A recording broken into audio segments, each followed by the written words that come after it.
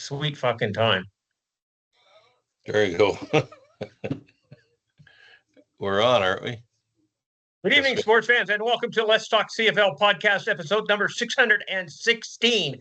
I'm your host, Christopher Jones, coming to you from Merritt, British Columbia. And it's a wonderful day. We just had a downpour of rain in this town, which is kind of neat because we're in very high fire danger zone. I kind of want fires because that's kind of what my job is, putting them out. So anyhow, we're not going to do that. So we got one person on the panel with me tonight, Will McDonald.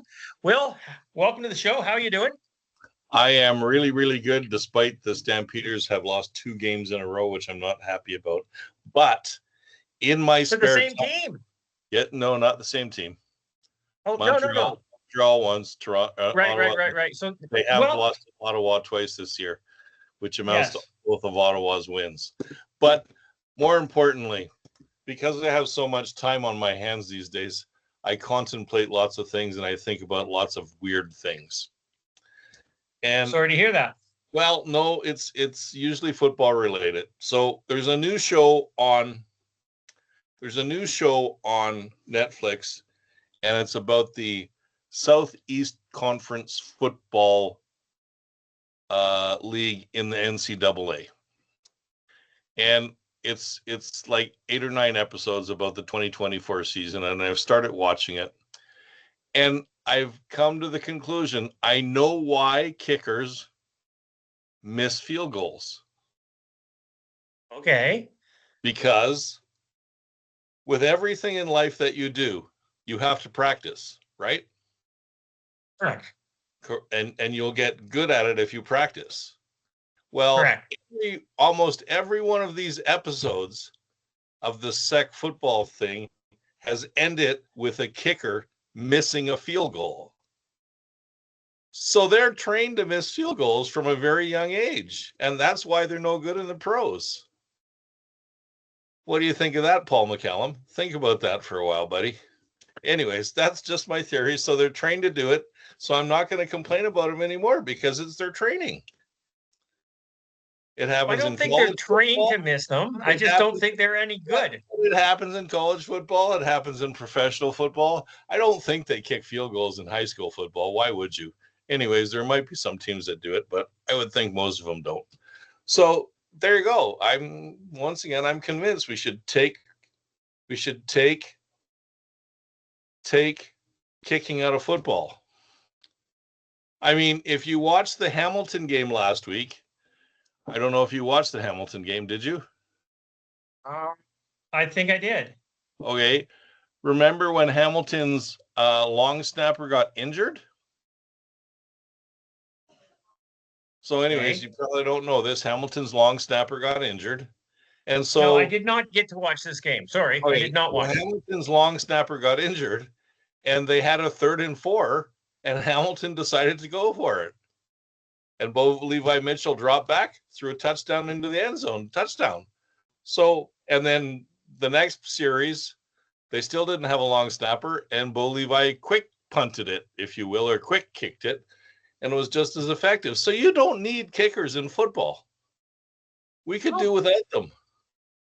Do you remember when Doug Flutie did his drop kick through the uprights for 3 points? There you go. You could do that. Just like, I mean, there's all kinds of guys from Australia who can do those kicks, in a game. So why not start doing that? Pretty much any rugby player can do it. Absolutely. So that's just part of their game. That's just my little rant for the day. Well, I like your rant, and I mean, I've taken it one step further. Of course, is that if you're going to get rid of kickers, you might as well get rid of special teams completely, because I really don't see the point in it. I don't either. If they're not going to be returning kicks, what do they need it for? You know what? 3rd down and whatever. Put your head down and fucking go for it. Pretty simple, right? And just think about it. You would eliminate at 1/3 of your roster. Look at the cost savings that we'd have, and less coaches. I'm just thinking it would be a more wide open game because guys would take more chances because you don't get to punt the ball. You don't punt the ball. You don't kick for a field goal. You don't kick for the Rouge. You don't kick for anything. You just go for it or turn it over on downs. Absolutely. You know, when you're on the 46-yard line, your own 46-yard line, and you decide to kick, and you're 3rd and 1, and you decide to kick a field goal, well, screw that. I mean, any decent offensive line should be able to get a yard in Canadian football. Correct. But the downside, of course, is that when you're 3rd and 10 on your own 2, you don't really want to turn it over on downs. Suck it up, Buttercup, and go for it. Yeah. Well, you shouldn't be 3rd and 2. Okay. You should have ran the ball out of there and got at least a couple of yards, got a couple more, and then get a couple more, and you got 10. Absolutely. You know? And if you played it that way, think about it. Everybody's offensive line would have to be better. All the positions on that team would have to be better than they are now, or you wouldn't do very well. Just saying.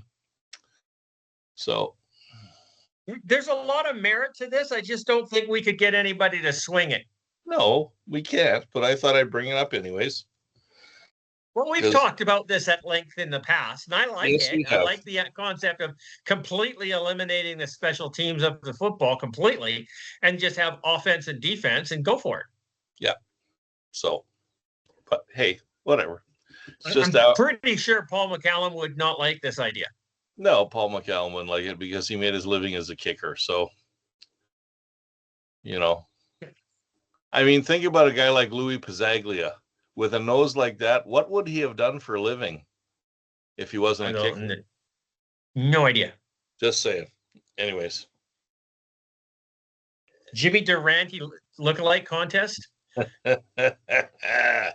Oh, we're in trouble now. See what happens when there's the 2 of us on this podcast.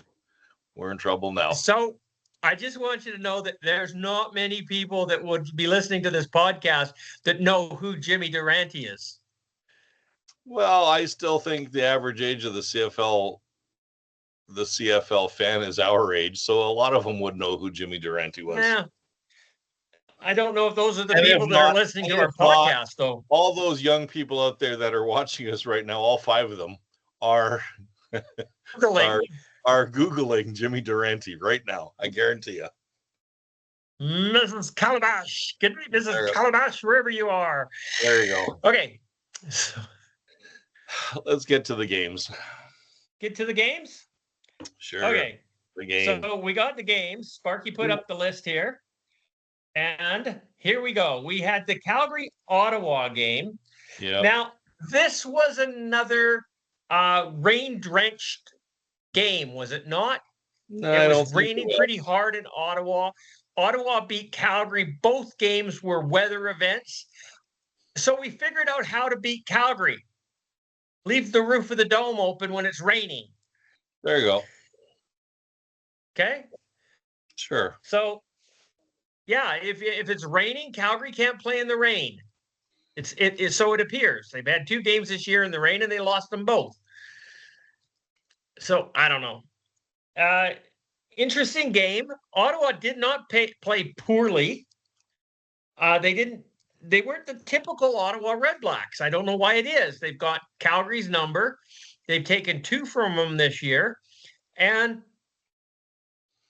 they shut down the run. Calgary couldn't run the ball. That is correct. So Ottawa Red Blacks took a page out of the Calgary Stampeders playbook and made their opponent one-dimensional. Yes. So if you eliminate the run, then you have to throw the ball, and it's easier to play defense against something that you know is happening. Right. And that's exactly what they did. And it's also easier to do when your quarterback is playing his first ever CFL game. That's the other thing. Calgary had the backup quarterback in. And once again, and I was not kidding when I said this to you, sir, I would have rather they signed Cody Fajardo in the offseason than this guy. Because this guy, he can throw a ball. There's no doubt about it. But I don't know if he's the guy. I really don't know if he's the guy. I don't know if he's the guy either, but you have to give him more than one game's chance. No, thank you, because I don't want another loss. Yeah, well, I understand what you're saying, but Calgary's defense was not as effective as they have been. no. The other thing that Calgary has done in these last two games that they've lost is they've taken more penalties than they normally have. And that's not a Calgary team, or hasn't been a Calgary team this year. So all those things combined, Calgary lost the game. And they lost the game by 20 points, which I don't know, man. I wasn't happy about it. Still not happy about it, but they get to play Winnipeg offense again. was anemic. Sorry? Their offense was anemic. Well, I thought it was Vernon PJ Walker, it was his first CFL game ever. I mean, he really didn't get much action on the field anywhere in relief because they just haven't done that yet, right? He hasn't had any opportunity, and then all of a sudden he's a starter. Right. So he's never had any real-time snaps in this league, and this game is different than what he's used to. So PJ Walker has not played poorly. I mean, he played 11 games, started 11 games in the NFL. Then he went off and played in the UFL and actually won a championship, didn't he, in the UFL? Yeah, I think so. I'm not exactly sure. He's had a pretty decent record in the NFL too. I don't. He's about 500 in the NFL, if I remember correctly. Yeah, that's correct. Which is not bad for a rookie. But here's my issue with some of these things. Okay, so you said they shut down the Calgary run. Yes. Well, Calgary only tried to run 10 times. I know. Okay, so how well did they do? Poor. It was poor. 23 yards. Total. Yeah, total. So, but here's my question. If they shut down the run, you don't try it anymore? Or do you beat these guys until it works? Because the pass didn't work either, but they still threw 37 passes. Correct. Okay, and what did they get from throwing 37 passes? They got 1 TD and 3 interceptions. Yes. The easiest play on any football field is the run, and I believe that if the run is not working in the beginning, you just keep on hammering it, and eventually it will work. You have to pound it. You have to pound it, tire these guys out, and go from there. If all you're doing is trying to pass, you're going to tire out your O-line. Yes, you are. So if you run the ball, the O-line is happy because they get to smash somebody. Well, and the plays over quicker. The other thing is these defensive linemen, when they know you're going to throw the ball, they pin their ears back and they run at you straight ahead. And that's why you need a combination of both every single game. It's pretty simple. So anyway. Agree. I mean, we all know the adage, which is the run sets up the pass, and it's true. It's reality. There's no, you can't argue with that. And if you're not successful at the run, pound it. Well, so and here you go. And I was going to argue with you about Drew Brown not being a good quarterback, but I don't think I have an argument because PJ Walker got more yards than Drew Brown did. No. So I'm not saying Drew Brown is a bad quarterback. I just think he needed to apprentice more under Zach Collaros before he went off on his own. Right. Teams need to develop quarterbacks and stop stealing them. Ottawa stole Winnipeg's backup quarterback. Yep. And yes, everybody deserves the right to start, but you need to learn to be a starter first. And I mean, Trey Ford is a prime example of that. I mean, he's a prime example of a lot of things bad in this league. I've got to be quiet. Does Bobby Ford listen to our podcast? I don't think so. No, I don't. He hasn't spoken to me since Trey got benched. Yeah, well, he's not speaking to. He has spoken to Mike Dennis a couple of times because Mike Dennis is a Trey Ford fan. So yeah, not anymore. Not anymore. Well, no. Now he thinks Cody Fajardo is the next coming. You know, if you think about it, there was another guy on this podcast who used to think that. Rest in peace, Phil Miller. Just thought I'd shout that out because he used to think when Cody Fajardo played for Saskatchewan, he was the second coming, and obviously he's not. So no, he's not, and he's not in Saskatchewan anymore, and he's gone to a couple of 3 teams since then. So yes, Mike Dennis, I love my interactions with him. He is fun to talk with, and he does listen and he does learn, but he does make some really weird assumptions. And you know what? I think it's because he just does. I don't think he's ever seen a good quarterback in this league. Maybe not, because we haven't had any good quarterbacks for a while. No, I mean Vernon Adams was pretty good last year. Agreed, and he's doing okay this year. Yeah. Bo Levi Mitchell's doing pretty good, but he's not amazing. And Rourke's fumbling about back there. Yeah. We don't have a good quarterback in the CFL right now. We haven't had one this year, and we didn't have one last year. There was no MOP last year, and they just handed it to Brady Oliveira. And what has Brady done this year? Holy crap, not much. Sweet fuck all. Yeah. Interesting. There is a rumor in Calgary this week that your favorite middle linebacker may play in Calgary this week against Winnipeg. I don't think I can say he's my favorite middle linebacker. I do like him. I do like Adam. And okay, second favorite. What's his name was a who would bigger be my favorite? First? The guy from BC. Solly. Yeah, Solly. Thank you. Solly was a beast. Okay, there's just no two ways about that. Yep. Okay. Well, that was one anything game. else you want to add to this Calgary Ottawa? No. We all picked Calgary like idiots. But hey, whatever. You know what? I need to pick Ottawa. And Charles goes, I want to pick Ottawa, but I simply can't pick that team. They're terrible. And I went, yeah, you're right. I can't do it either. Okay. So I followed Charles, and I shouldn't have. I could gone with my gut and picked Ottawa. I did not.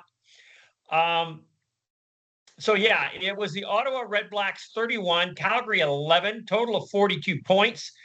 Nobody picked Ottawa to win. Charles got 40 points, bonus points. Will got 22. CJ got 18. Rick had 10. And Sparky got 28. Okay. So the next game up was I think I watched most of this one, which was the Toronto-Winnipeg game. Very high scoring, back and forth game. This was Chris Strebler as a starter because Zach Caleros did not play. Am I correct? Yes, you're right. Yeah. Because he got injured in the Calgary game, I think it was. That is correct. Then he played another game and he shouldn't have. He played in the Toronto game and only lasted a quarter because he wasn't all there, I guess. And they pulled him and put someone else in. So yeah, they put Strebler in, and Strebler started this game, and he didn't do badly. They won the game. That's all that matters. I thought Winnipeg's defense. Hang on, look at his stats. He threw for 173 yards. He ran for 25 yards. He threw no touchdowns and 3 interceptions. If Strebler was on any other team, those numbers would have had him cut.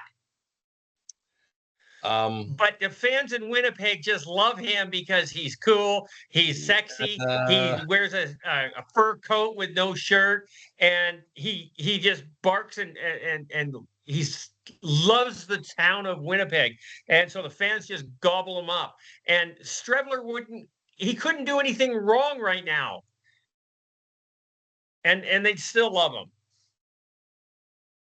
I had this discussion today with Mona, and it was like, seriously, oh, you just love him, don't you?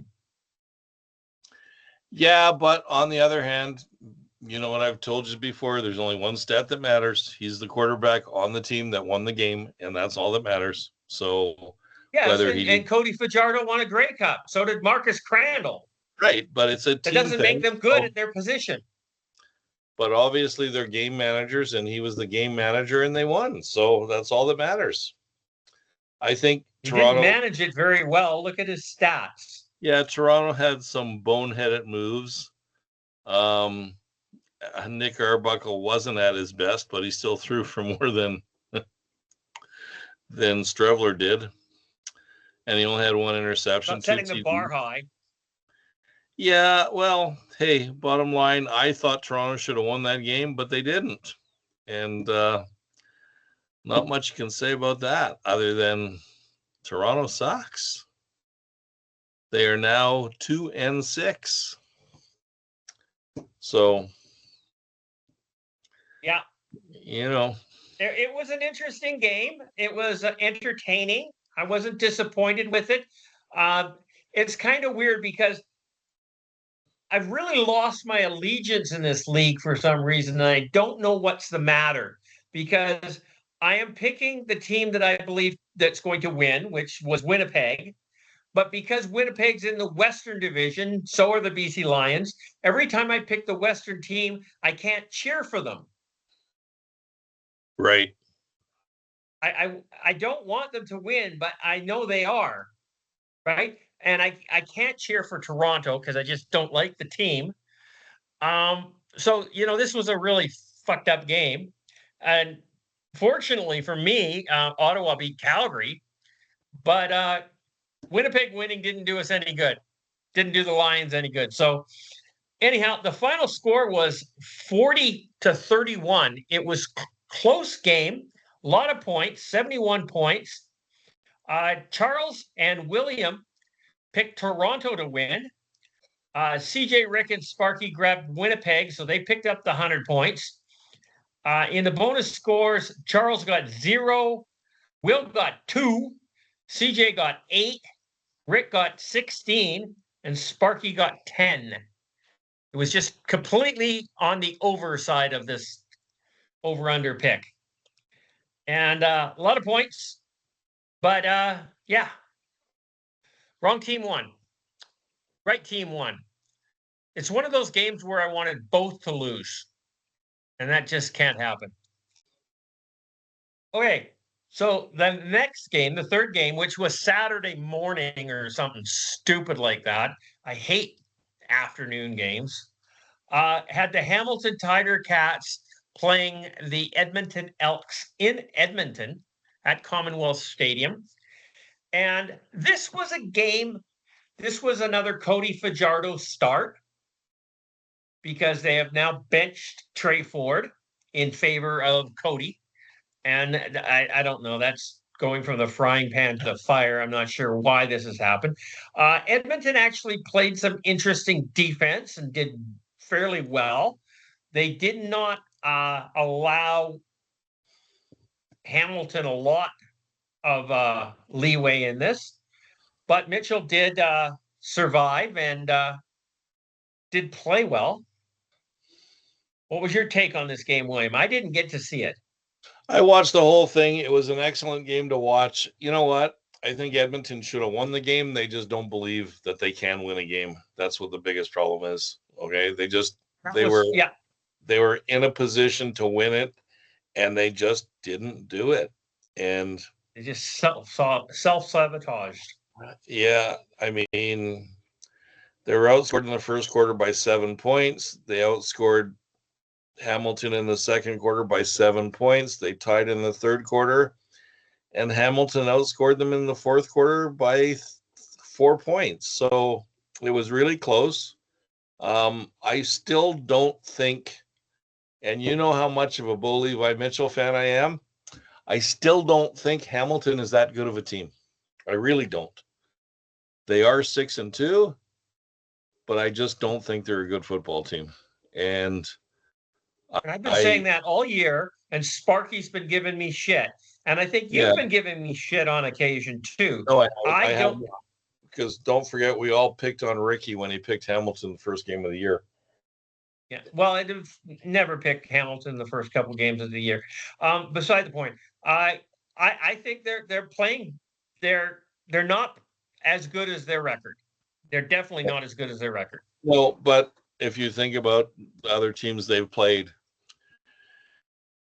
have they've been playing Toronto, Ottawa, Edmonton. Yeah. They're really not been. They beat BC in a good game.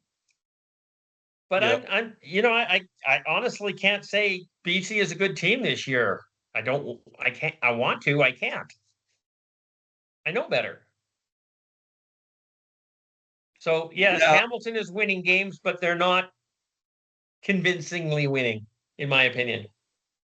Well, and if you will, okay, let's see.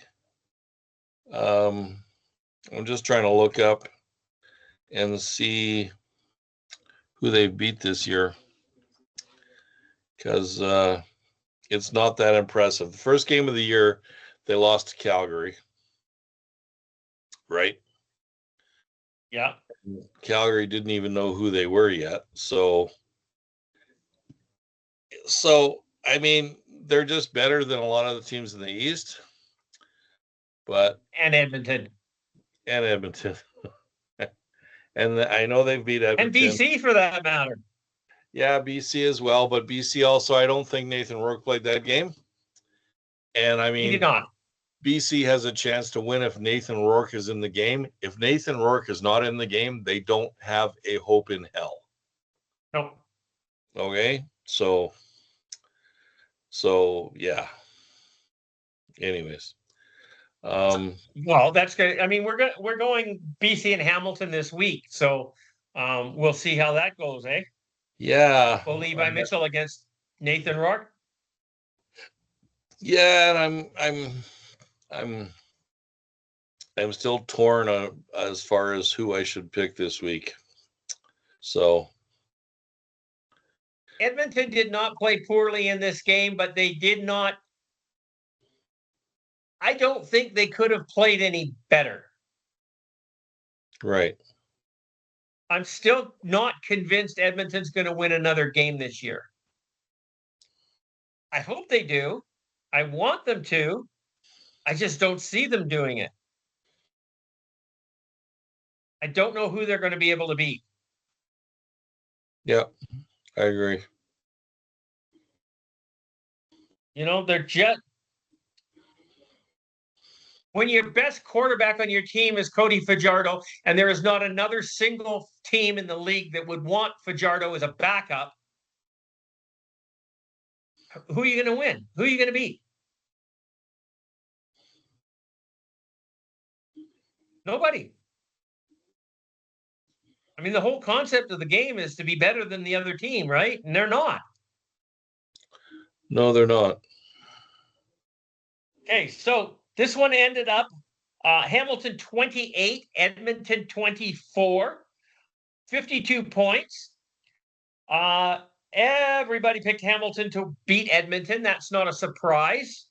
Nobody's stupid enough to bet on Edmonton. So Charles got 34 points. Will picked up 40. CJ got 38. Rick got 30 and Sparky got 32. So it was all pretty close. This is the first year that we've picked scores so close to each other. Usually there's a lot of spread between us, yep. I'll pick 54 and you'll go 41 or you'll go 68. And the funny thing is, as far as points go, between myself, who's on the top, and Rick, who's on the bottom, there's only 294 points that separate all of us. Oh, I know. That's not many. And most of that is in the picking of games. Like Rick picked Hamilton right off the bat, but his scores weren't off by much. No. My scores are right? more off than his are. I've never been able to pick scores. And if you go back to I'm just going back to the Hamilton thing. Hamilton has not beat a good team this year except for Montreal, and Montreal was missing their quarterback when they won. And BC was missing their quarterback when they got beat. Right. They've won games against Ottawa, Edmonton, BC. Toronto. They won against Toronto, but they also lost against Toronto as well. So, Yeah. So, Okay. it's hard to say where they're at. So we're going to move on from this game, and we're going to deal with the last one, which was a doubleheader from Saturday afternoon. And It had the Saskatchewan Roughriders into Montreal to play the Alouettes at McGill Stadium. Now, Davis Alexander is on the 6-game injury list. McLeod Bethel Thompson started this game in the relief position. And Montreal just shit the bed. This is the true definition of a mollywop. It was one-sided. There was I don't even know what Montreal team was there. I don't think they brought any of their starters with them. Or they were partying overnight and we're all hungover. I don't know what the deal was, but Montreal just did not show up. A bunch of cardboard replicas for players out there, and Saskatchewan had their way with them.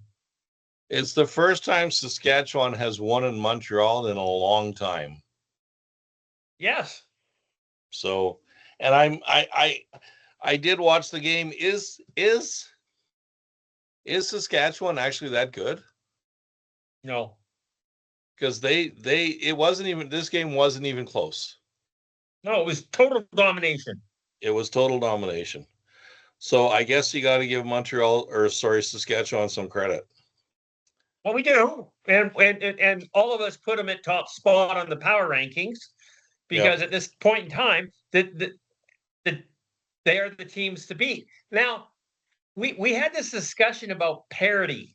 Like Sparky used that word quite liberally in the last couple of weeks. That the CFL is the parity in the CFL is very close, and he's not wrong, but it's not a high level of parity.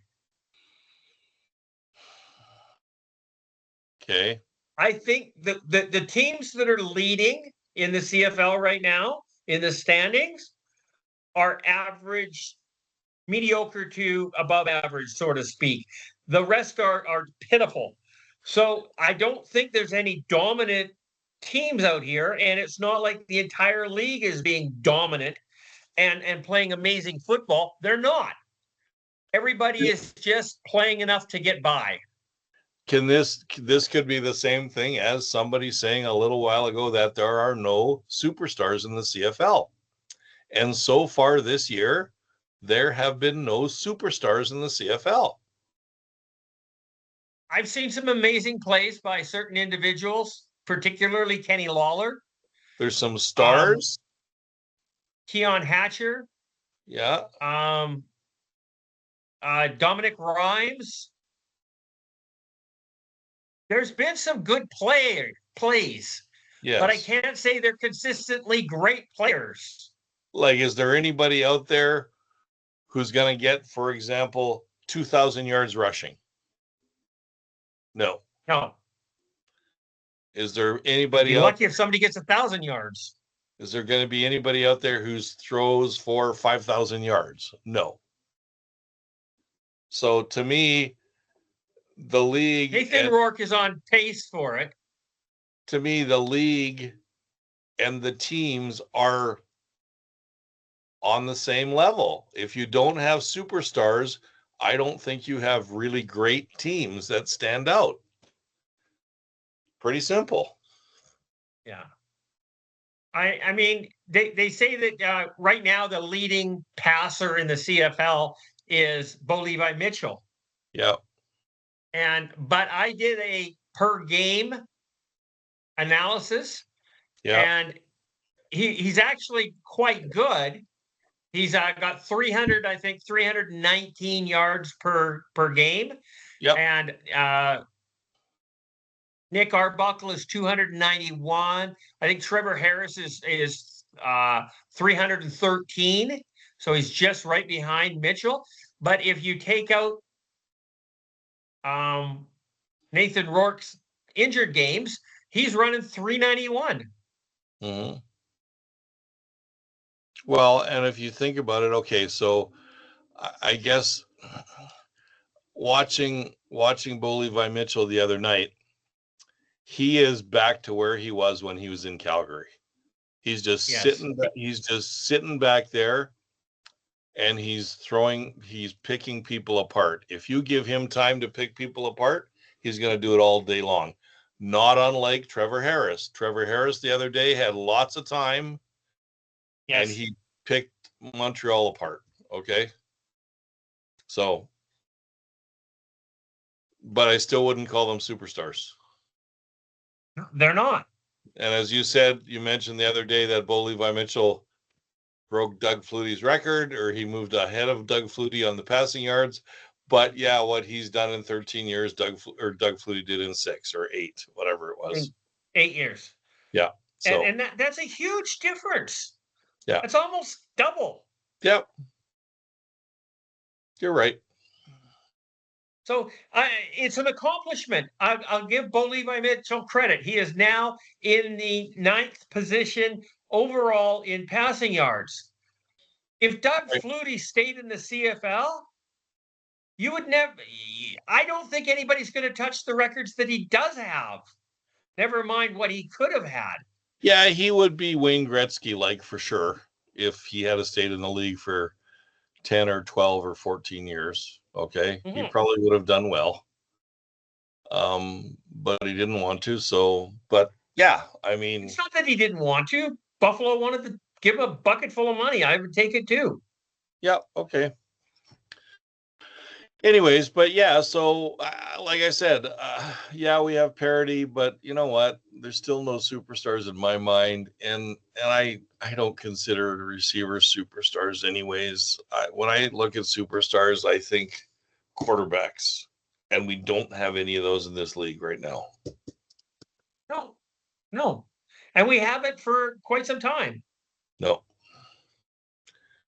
You know, like I said, do we have outstanding defensive players? Yeah, you know, there's some good ones. You have to give Willie Jefferson some credit for 5 knockdowns in that game. Yeah, but if I had arms that were 12 four. If I had octopus arms, I'd knock down every ball. Okay? Yeah. It's thrown my way. So, and it is a testament to him that he's been around. Winnipeg had 8 knockdowns in that game. Yeah. Yeah. So and just somebody needs to tell Arbuckle to throw the ball a little higher. Yes.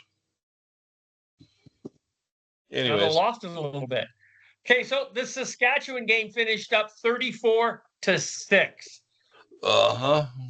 That was pitiful. Terrible Montreal effort. Okay. So total 40 points. No. William and Sparky picked Montreal. Rick, Charles, and CJ took Saskatchewan. Charles got an extra 16 points. Will got 20. CJ got 14. Rick was 6. And Sparky with 18. So this is how the week ended up. High man on the totem pole this week was CJ at 378 points, followed by Rick with 392. 62. Fix your glasses. Sorry, 360. What did I say? 92. Oh, it's upside down. I'm being dyslexic. Dyslexic. Yeah, 362. Charles at 290. Sparky at 288, and Will in the basement at 284. 184. Fix your glasses. No, it says 284. It says 184. Not on my sheet. It's the same sheet, dude. I'm telling you, what Sparky sent me says 284. That's what Sparky sent me. Check it out. Can you see that? No. Okay. No, we can't see that. Let's see here. Will got 200 points. You got Hamilton and Edmonton right. You picked Hamilton, and you picked Montreal. So you got 200 points. So it's impossible for you to have 100. So what's going on here? Because in what capacity? No, you sent me that sheet earlier in the show. And then Sparky fucked this up because Montreal lost that game and he put 100 points down for it. He gave you 100 points for the loss. Okay.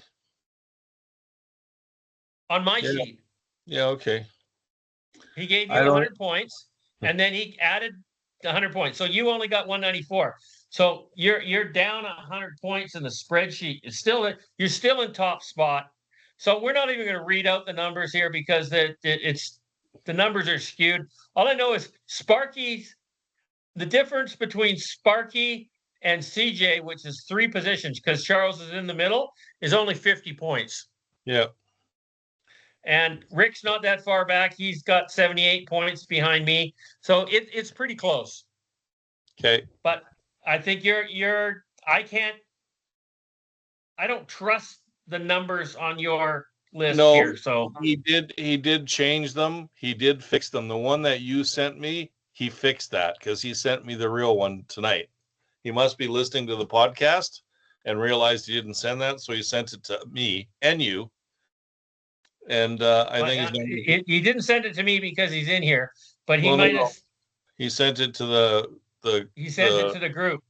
Yeah, the group. Okay, but I don't read it from the group. I read it from the chat between Sparky and myself directly, which he didn't do it to. And he did send the correct. He did adjust that number, the total number.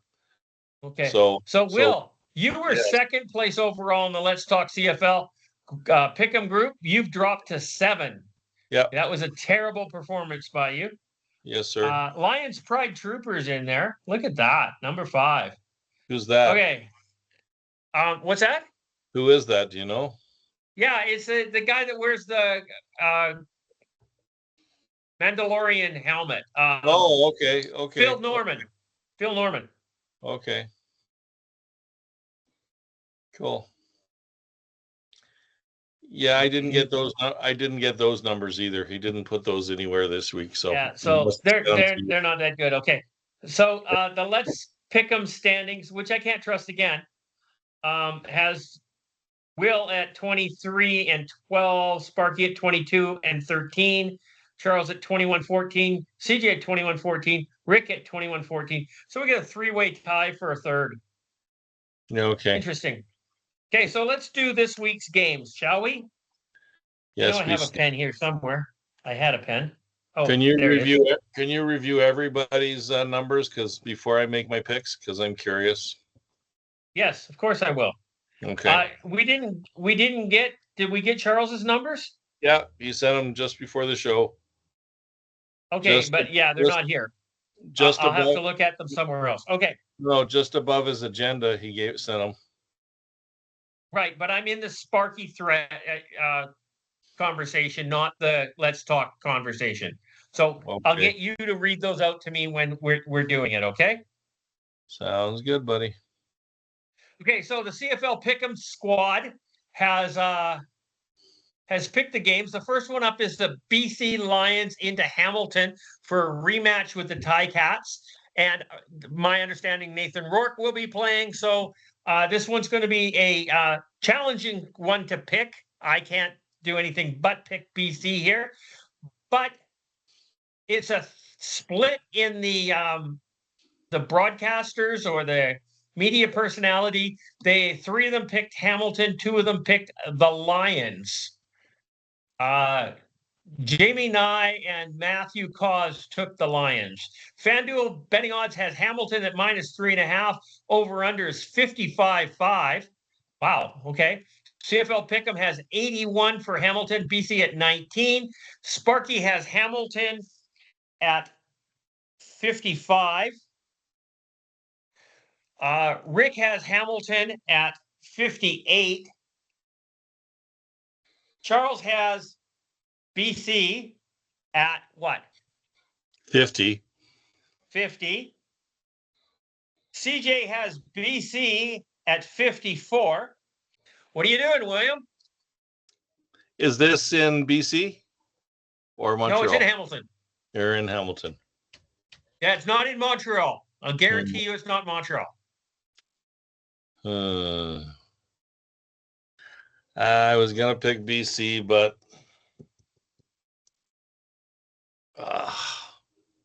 you know, we could very easily, if this keeps on going the way it's going, we could very easily have a Western crossover this year.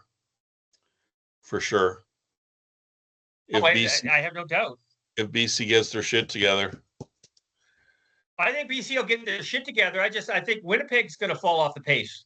And BC is coming off a bye, correct? Correct. Okay, I am going to pick BC 52. You're taking BC at 52. Yes, sir. Okay. I'm not disappointed with you doing that because you seem to be in the lead and picking B. So that means the teams you picked win more often than not. Except last week. Except last week, I didn't win anything. Last week. Hopefully that's not trend setting. Okay, the next game up we have is Edmonton into Montreal. Another game that you how do we pick this game? Cody Fajardo against McLeod Bethel Thompson, and they're on opposite teams this year. They were the other way last year. Neither one of them was any fucking good last year. Neither one of them's any fucking good this year. So again, the media personalities split on this one, but this time it was Vicky Hall and Pat Steinberg that went with Montreal. The other three picked Edmonton. How do you do that? How do you pick Edmonton? What? How do they pick Edmonton? Three of them did. Holy shit. FanDuel has Montreal by 2.5 points with an over-under of 50.5. CFL Pick'em has Montreal at 65, Edmonton at 35. Sparky Calculator has Montreal at 51. CJ has Montreal at 54. Rick has Montreal at 58. And what is Charles doing? Charles has Montreal at 43. At 43. Yeah. That's probably better. I mean, I like his low score just because it's Cody Fajardo and McLeod Bethel Thompson. So I would assume that Montreal has a book on Cody Fajardo. You would think. They probably have a checklist. This is why we got rid of him. This is why we didn't renew. This is why we didn't renew. This is why we didn't renew. And Edmonton, they probably threw probably the same. No, they probably threw all their notes away because different guys took over. Okay. Okay, maybe that's the case. Maybe. I am going to pick Montreal 48. 48. Okay. That's kind of weird. The third game, again, I don't know who to pick in this game, but Matthew Cause is the only one that picked the Ottawa Redblacks. The other four picked the Toronto Argonauts. Where's it at? It is in Toronto. Okay. FanDuel has Toronto by 3.5 with an over-under of 52.5. CFL Pick'em has Toronto 71%, Ottawa 29. Sparky Calculator, he actually says that this was a tie at 55, but he's giving it to the home team because he believes the home team has an advantage. Rick is taking Ottawa at 58. Wow. Charles is doing what? Toronto at 57. Toronto at 57. CJ is going with Ottawa at 54. I'm not picking Toronto. I can't fucking do it. William, what are you doing? Fudge. I'm gonna You're the tiebreaker. Yeah, I know. I'm gonna go Toronto 52. Toronto at 52. Okay. Back up to the CFL Media Pick'em. This is the Winnipeg into Calgary game. Everybody but Vicky Hall picked Calgary Stampeders to win. Vicky took a Winnipeg Blue Bombers. Calgary is favored by 4.5 with an over-under of 51.5. Calgary at 59, Winnipeg at 42. Sparky Calculator has Calgary at 51, although I don't believe that it is. I don't believe his calculator did that. He's just going to pick Calgary because he is that way. CJ is going to take Calgary at 54. Rick took Winnipeg at 58. And Charles took Calgary at 49. Calgary at 49. And William, what are you doing? You're taking Calgary? At 48. Calgary at 48. You got to say Calgary there. Calgary. Sparky doesn't like my assumptions. Calgary 48. Okay. So that's the end of that. Now I can go back over to the Let's Talk group. Must have made the JPEG file for the updated version. Damn, sorry. Okay. Way to go, Sparky. Okay, so there's those games are done. What else has Charles got in here? Stanford, Winnipeg. Hamilton Tiger Cats cut veteran DB Brandon Dozier. Dozier? Brandon Dozier, which I'm surprised at. Brandon Dozier? I wouldn't say Dozier because it looks like a French name. And I-E-R at the end of a word is A in French. Anyhow, and they add running back Kevin Brown. So what? Who cares? Brandon Dozier was a good player for Calgary last year, and he was a good player for 2 years before that in Calgary. And he's decided to sign with Hamilton. Who did he sign? Who did he get cut by? Hamilton? He got cut by Hamilton. Yeah. Interesting. Yeah. Okay. So that's too bad. I think he's a good player. Anyways. So next on our list of talkabouts is Hamilton Tiger Cats QB Bo Levi Mitchell passes Doug Flutie on the all-time CFL passing list from 10th place into 9. So Doug Flutie is still 10 overall on the list until somebody else kicks him out. Like I said, Doug Flutie did this in 8 years. Mitchell took 13. Anthony Calvillo, who's on the top, had 22 years or something. Was it 23 years or something? I don't know what it was. It was just ridiculous. Yards per year is what should be the defining factor on there, right? Most yards per year. And I think Doug Flutie holds the top 3 positions in that category. So I think he had three years that were just freaking amazing. Anything to say, William? You know what? Yeah, I guess it doesn't really matter. I've always been a Bo Levi Mitchell fan. Okay. Yes, you have. There's no doubt that he has been consistent in the years he's been in the CFL. There was a couple of years where he wasn't very good. That's why he ended up in Hamilton. Because yes, the Calgary Stampeders picked Jake Maier over the guy who's number 5 on the list in the CFL for all-time passing. Give me a break. Anyways, how you screwed that up? How you screwed that up, Dave Dickinson? How you screwed that up, Dave Dickinson? I will never know. Okay? So, McDonald, you wanted Bo Levi Mitchell off of your team. When he was playing, when they put Jake Maier in to start with at the very beginning, you knew that Bo Levi Mitchell was not capable of being a starting quarterback at that point in time. He was injured. And we were going back and forth on rumors of why the big switch was, and you weren't getting information out of the locker room and this, that, and everything else. And we all knew that his shoulder had never recovered. or had not recovered at that point in time. And Calgary chose to move on as opposed to fighting for 2 or 3 years to recover him. He had 5 bad years in the middle of his 13.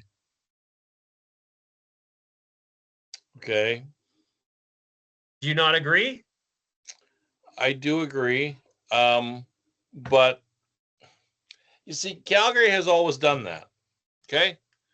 They've always gotten rid of their quarterbacks just before their expiry date. And I had no issue with that until it's who you replace them with.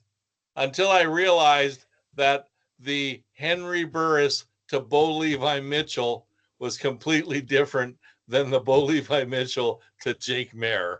Okay, completely different. And if Jake Maier's in the CFL 2 years from now, I would be shocked and surprised and amazed. Okay.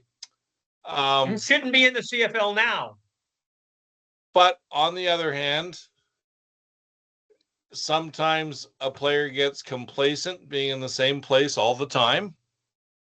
Okay. So maybe it was a good thing that they got rid of Bo Levi Mitchell, because I don't know if he had stayed in Calgary, would he still be in football? Would Calgary? I don't think he would be. And I don't think he would be playing at the caliber of football that he is now. He's finally playing good football, in my opinion. Yeah. Yeah. So, like, do you remember way back when he signed the contract for $700,000 a year, and him and who was the other one at the time? Mike Riley were probably the two best quarterbacks in the league, or at least some resemblance of it at the time. They both signed for $700,000 a year. Toronto outbid Calgary. You remember that? Yep. And Bo stayed in Calgary. Yep. And that was because Calgary had an offensive line to protect him, and Toronto did not. He would not have been successful in Toronto as he was in Calgary that year. And he was successful in that year in Calgary. I think that was the year that he hurt his shoulder. Yes. And then he renegotiated his salary for the next year. Excuse me. Here's some interesting things since we're talking about quarterbacks. Most passing yards one season, top 10, Doug Flutie has 4 out of those 10 years. Yes. Most passing yards consecutive seasons, and this is the top 5. Doug Flutie has 3 of those 5 years. Yes. Nobody is going to break his records. Most 5,000-yard passing seasons. Anthony Calvillo had 7. Doug Flutie had 6. Doug Flutie only played 8 years. Yes, I know. Anthony Calvillo played 23 years. Not quite, but something like that. It was ridiculous. Most consecutive 5,000-yard passing seasons, that was Doug Flutie. He had 4 in a row. Anthony Calvillo had 4 in a row. Mike Riley had 3 in a row.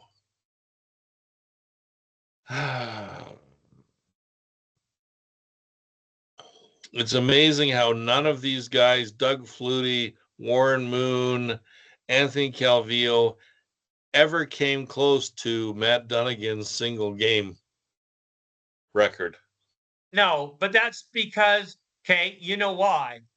Because whenever you're blowing a team apart, you pull the quarterback and you put your second stringer in. In that game, Winnipeg pulled Matt Dunnigan and stuck him on the bench, put in the backup, and the backup got injured. And Matt Dunnigan had to go back in.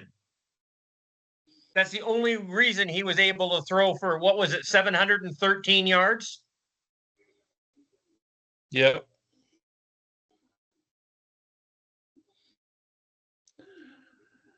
94 who had the to most 2013. Who has the highest? Oh my Lord, where did it go? Most passing yards per game. Well, that's Matt Dunnigan. No, Doug Flutie averaged 306. No, per game. Over you're saying career. Average. Okay. Most passing yards per game career. Minimum 1,000 attempts. Doug Flutie is top 306.3. Yeah. 306? Yeah. That's his average? Yes, sir. Unbelievable. Yes, sir. Okay. 306. What was Bo Levi Mitchell's? Is he there? Yeah, he's in the top 10, 242. 242. Calvillo? That's why it took so long. Calvillo was 242 as well. That's like a massive percentage off of Flutie. Well, if you think about it, one of your it's like 20%. Yeah, but one of your two favorite quarterbacks of all time, which are Ricky Ray and Mike Riley. Yeah. They're at 269 and 264. They're not even close to Flutie. Well, 269 and 264 is better than 242. Yeah, well, 20 yards better, but Flutie still got those guys by 40 yards a game. By 40. Yeah, I agreed. Doug Flutie is my number one pick overall. Okay. Then the next four, in no particular order, in my opinion, okay, is Mike Riley, Ricky Ray, Zach Collaros, and Warren Moon. And the funny thing is, Zach Collaros is not in any of these stats. None whatsoever. No, none. That's because he didn't average that great because he was injured a lot of that time, and he was playing injured. And he was playing on Hamilton, and Hamilton was a joke. Most passing yards per game for one season average. Doug Flutie was 367. Matt Dunnigan was 360. He's second. And oh my God, Kerwin Bell, remember him? 356.5. Wow. Is Rourke on that list?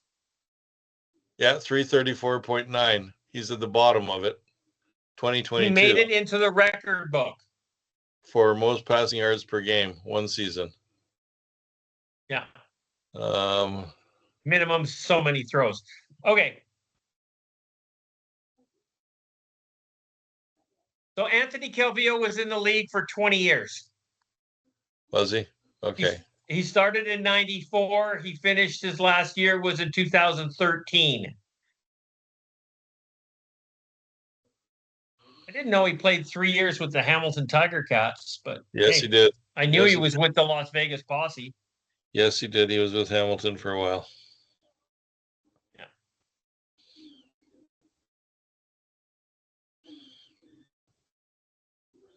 Three Grey Cup rings as a player and one as a coach. Anyways, enough of that. You know who the CFL misses is Mark Trestman. Yeah, well, as far as coaches go, they do. Because and you will agree with me on this, I'm pretty sure. There's no superstar coaches either. No. None whatsoever. No. You know, a lot of Winnipeg. I'm impressed with what Corey Mace is doing in the short period of time he was there. Yeah. I think Mike O'Shea, as a coach, never really reached a pinnacle of success, and faded very quickly. And there's nobody else in the league. I do considering where he came from and why he got let go.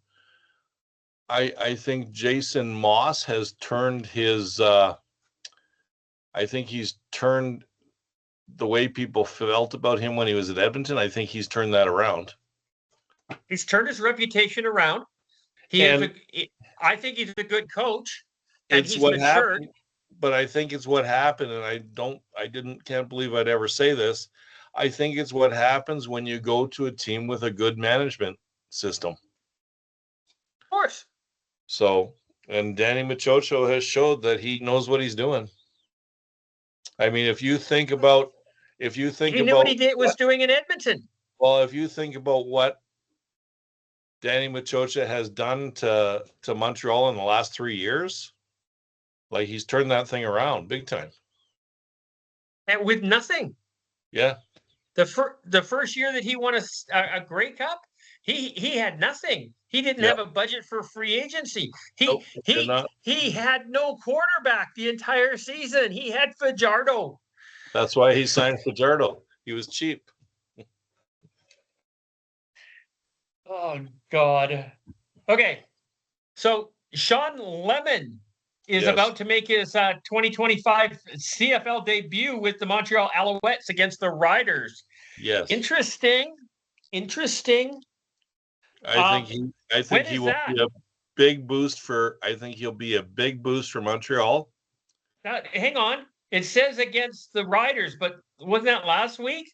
No. Yes, but he didn't play last week.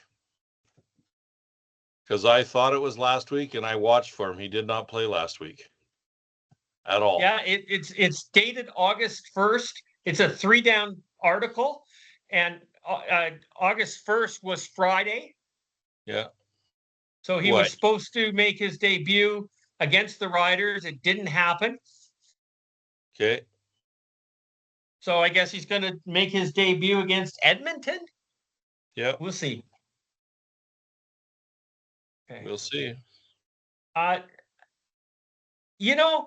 There are times where I've actually given Bo Levi Mitchell some slack and said, okay, I have to give him a little bit of respect. He is a good quarterback.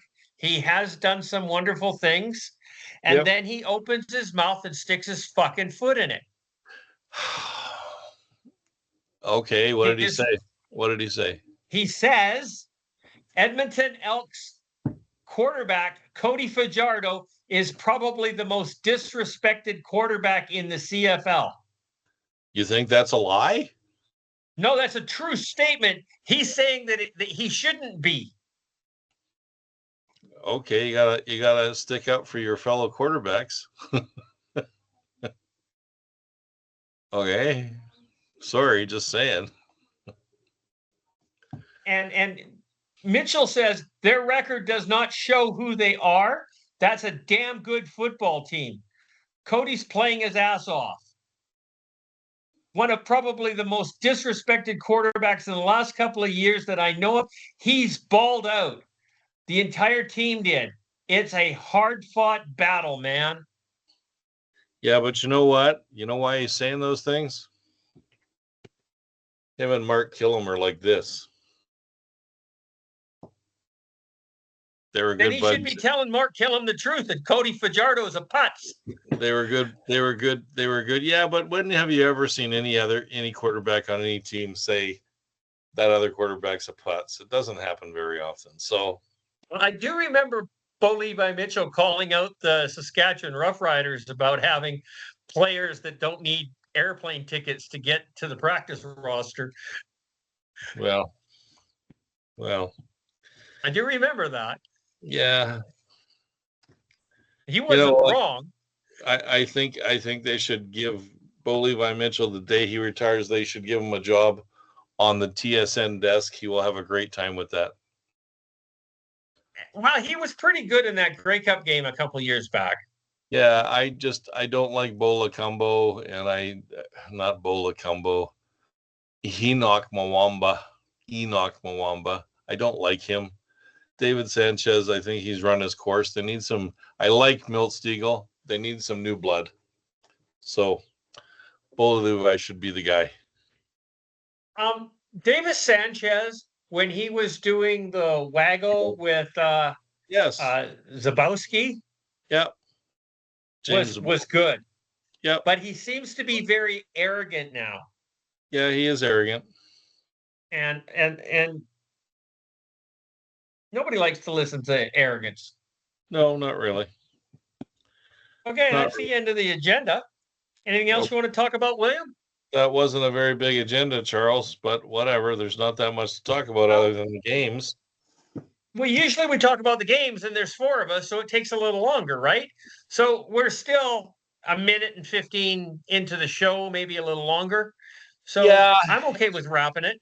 And well, sure, but I'm still not convinced that there is no, so far this year, there's no clear-cut team that we can say is going to absolutely be in the Grey Cup. Nobody's crushing it. And the minute any of their key players get hurt, they go backwards. So, well, look at who has Saskatchewan played? Nobody challenging. No. Yeah, they beat BC, but they both had their backups in. Jake Mayer against Mazzoli. Yeah, and Calgary easily beat Saskatchewan. So. And then Saskatchewan has gone and beat up on Edmonton and Toronto and Hamilton, early on Hamilton and Ottawa. So, I mean, yes, Saskatchewan has the best record in the CFL, but I'm not jumping up and down and going, yay, because they're not that good a team. And they still have Hamilton's not that good a team. They still have back-to-back games against Winnipeg on Labor Day. Okay. Right. Yep. So. But look at Winnipeg. They're playing like shit. Yep, they are. And they were 0-4 last year. Remember at the beginning of the year? Yeah. Can they turn it around? If Zach turns it on, remember I said in the second or third game of the year that Zach Collaros was starting to look like he looked in 2019, and he did. And then the next game he came out and shit the bed. But I guess that happens. Well, the first game of the season was against BC in week 2 because they had a bye in the first week. Their first game, Zach Collaros was suspended for his drug failure. Yep. And Strevler beat the Lions. How embarrassing is that? Yeah, that's pretty embarrassing. And then Zach comes back for his first game of the season and beat BC. That's embarrassing. Yep. You should be embarrassed when you lose to a team quarterbacked by Chris Strevel, and that's coming from you, not me. You, because you say he's a horrible quarterback. He is. 100%. But he's better than Cody. Is he better than Cody Fajardo? I would rather have Chris Streveler on my team. I wouldn't. Cody can throw the ball. Chris Streveler shot puts the ball. It's like he does. So, but whatever. 0 touchdowns, 3 interceptions. Correct. But are we talking about being as a starter or just on the team? Starter. I wouldn't want either. I would pick Cody any day over Chris Streveler. Probably. Okay. Because the thing is, neither one of them's a starter. But I actually believe that Cody Fajardo thinks he's a good quarterback. Yes, he does. Okay, and he tells everybody he is. Yes. And that's probably the thing. He doesn't like to be disrespected. That's probably the thing that puts you off about him. Okay, and puts me off about him. Okay. Well, also because of the fact he is not a good quarterback. That's right. It's not called bragging when you're the best. No, that's true. And for example, Bo Levi Mitchell, when he was in Calgary, used to say every year he's going to go 20-0. I have no problem with that because I don't want a quarterback to come out and say, well, maybe we'll be 500. But when Bo Levi Mitchell says Kevin Glenn used to say. Well, He was in a couple of those quarterback categories, by the way, just so you know. Yeah. I know. Anyways. I get no issues with Kevin Glenn. He was a good quarterback. Yeah. Anyways, we could end it if you want to. I'm going to shut her down. Things in. Okay. This has been Let's Talk CFL podcast episode number 616. I was your host, Christopher Jones, and I had fun. I enjoy my shows with Will because we can be real. We can be honest. We can be honest. No, not many people like our honesty, I'll tell you that. But so be it. It's our opinion, and it flies the way we want it to. And if you don't like it, don't like it. I don't give a shit. Write me nasty messages. And turn us off. Turn us off. I think you probably should listen because usually we're not wrong. You just don't like the way that we present it. But that's irrelevant. So anyhow, I'm going to say goodnight. And William, say goodnight to the fans and family and everybody else who's listening. Good night, everybody. Watch CFL football this weekend. And please, would someone like fans come to the Stampeders game this weekend? Because I hate sitting there. Fans? I hate sitting there all by myself every weekend. Okay? It's good football. What's Winnipeg? Tickets aren't that expensive. There should be some people there. Tickets aren't that expensive. There will be Winnipeg fans there. There always is. As a matter of fact, funny thing, the last game against Montreal in Calgary, there's a guy who sits next to me. He's a fairly big guy. He's fairly young. And he has a Stampeder jersey on. And Montreal goes ahead. He rips off his Stampeder jersey, and he's got a Montreal jersey on underneath his Stampeder jersey. It was hilarious. Okay? Awesome. Everybody good for him. Made fun of him, but I thought it was hilarious. So it was great. So yeah. I honestly believe that we're going to have 4 very close games this week. These were hard games to pick, and they could go either way on all 4 games. So it's going to be some. Edmonton and Montreal right now with McLeod Bethel Thompson. I don't know whether or not Edmonton could win this game. I don't think so, but they could. Okay. Anyhow, watch some football. Enjoy yourselves. We'll talk to you next Wednesday. Take care. Good night, Will.